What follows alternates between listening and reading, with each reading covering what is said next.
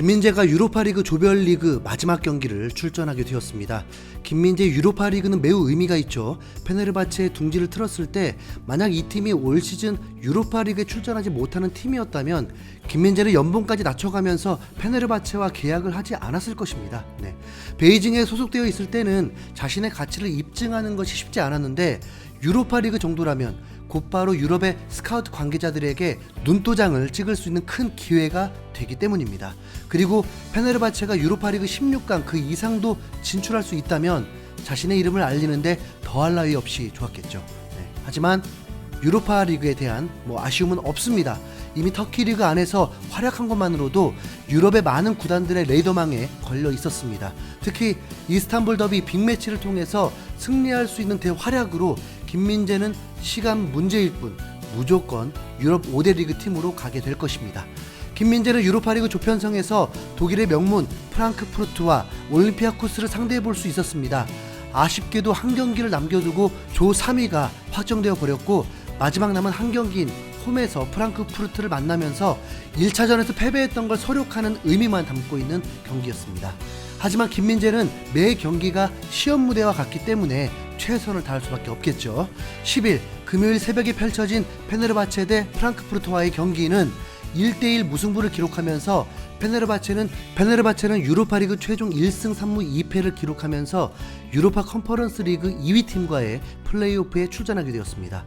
김민재는 이 경기에서도 선발 출전하면서 8경기 연속 선발 출전을 하게 되었습니다. 페네르바체는 3-4-3 포메이션을 가동했는데 조 1위인 프랑크푸르트가 먼저 흐름을 잡았습니다. 전방부터 압박을 통해 상대 공격을 끊어낸 뒤 기회를 만들면서 페네르바체를 위협했고 10분 사이에 골키퍼의 선방으로 다행히 실점하지 않았습니다. 이후 페네르바체가 기선 제압을 하게 되었는데 득점까진 올렸지만 아쉽게도 옵사이드가 선언되었습니다. 그리고 23분에는 프랑크푸르트의 조직력에 크로스까지 연결되면서 위기 상황이었는데 김민재가 멋지게 슬라이딩으로 걷어내며 위기를 넘기게 되었습니다. 그 순간 김민재는 3초간 카메라 원샷을 받게 되죠. 역시 매우 든든하고 안정감 있는 수비를 보여줬습니다. 김민재가 커버를 하기도 전에 김민재의 센스가 돋보이는 장면도 나왔는데 처음엔 김민재가 라인 아래로 내려와 있었는데 왼쪽 프랑크푸르트 선수의 예리한 크로스가 연결되려 할 때 무조건 뛰는 것이 아니라 한번 발돋움하면서 수비 라인을 맞추는 센스까지 보여줍니다. 옵사이드를 걸리게 해보려 했지만 걸리지 않자 곧바로 커버까지 깔끔하게 성공한 것입니다. 멋지죠? 그런데 전반 28분경 문제가 발생하게 됩니다. 프랑크푸르트의 역습으로 롱패스가 올라왔는데 김민재가 커버를 하려 준비하던데 볼의 높은 바운드로 시간이 길어지고 프랑크푸르트 선수가 따라붙게 되었습니다. 김민재가 오버킥으로 소유를 하려 했는데 이젠 일본 선수가 집요하게 붙으면서 볼 경합이 시작됐고 순간 볼을 뺏기게 되면서 프랑크푸르트의 기회가 되었고 결국 실점까지 하게 되었습니다. 볼을 한 번에 아웃을 시키거나 멀리 걷어냈다면 하는 아쉬움은 있는데 기사들을 보니까 이 장면에서 김민재가 실점 빌미를 제공했다고 제목들이 나오는데 경기 장면을 보면 이미 1대2 싸움이 된 상황이었습니다. 프랑크푸르트의 2명의 선수는 매우 적극적으로 집요하게 달려들고 있는데 김민재는 홀로 싸우고 있었습니다. 동료가 없었느냐? 아니요, 그렇지 않았습니다. 특히 이 선수는 얼마나 김민재를 믿었으면 적극적이지도 않고 쓸데없는 곳에 있고 커버를 도와줄 생각도 없었습니다. 김민재가 언제 원맨쇼 하고 싶다고 했나요? 당연하게 동료들이 도우를 상대팀 선수처럼 적극적으로 움직여야죠.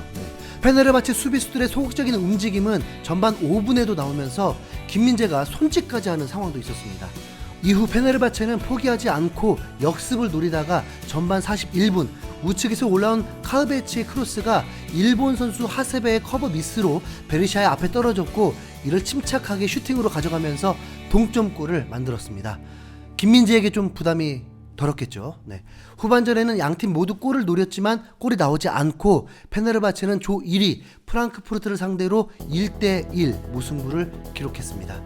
소파스코어는 김민재에게 평점 6.7점을 부여하면서 김민재는 팀에서 5번째로 높은 평점을 부여했고 볼터치 62회, 패스 정확도 87%, 걷어내기 5회, 가로채기 1회, 태클 1회를 기록했습니다. 앞서 언급했듯이 순위 변동 없는 싸움이었다 보니 페네르바체는 조 3위를 기록하면서 이제 유로파 컨퍼런스 리그 2위 팀과 플레이오프를 치르게 됩니다. 페네르바체는 이제 어떤 팀들을 상대하게 될까요? 우리가 바라는 토트넘과의 대결이 이루어질 수 있을까요? 네. 현재 토트넘의 비상사태가 향후 일정도 알 수 없어서 어떤 결과로 나올지 사실 예상이 안 됩니다. 그래도 우리가 바라는 김민재 대 손흥민의 대결이 성사가 되었으면 좋겠습니다. 그럼 우선 토트넘이 렌을 이겨야겠죠. 네. 시청해주시고 들어오셔서 감사합니다. 여러분 오늘도 행복하십시오. 감사합니다.